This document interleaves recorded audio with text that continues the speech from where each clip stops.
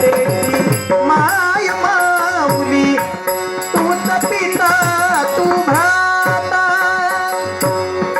तूच पिता तू भ्राता तू जनतेचा भ्राता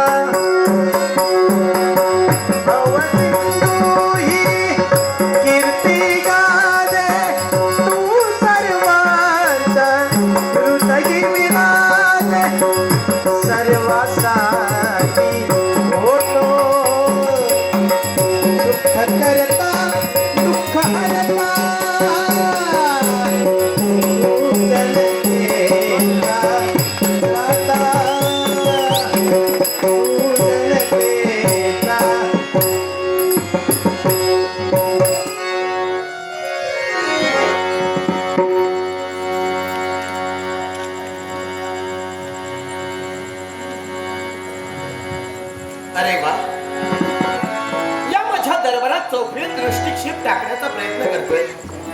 दरबाराची ही अवर्णीय शोभा पाहिली की मन सुद्धा प्रसन्न होत आहे.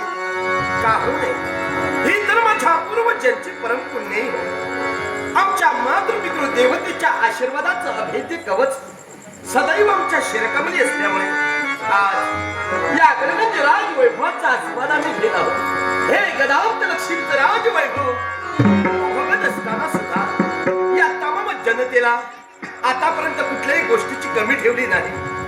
जीवनात तमाम जनतेची सेवा करण्याचं आज जी जबाबदारी आम्ही आमच्यावर पेलली, पितृ पश्चात या राजगादीवर विराजमान झालो.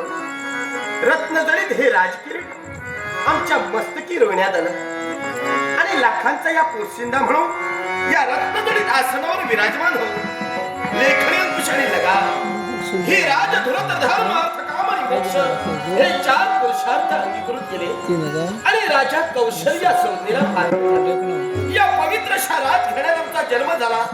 मग घराण्याचा स्वाभिमान कुलाची प्रतिष्ठा डोळ्यासमोर ठेवली आणि पूर्ण करण्याचं सातत्य डोळ्यासमोर ठेवून आज जनहित आमच्याकडून घडत आहे.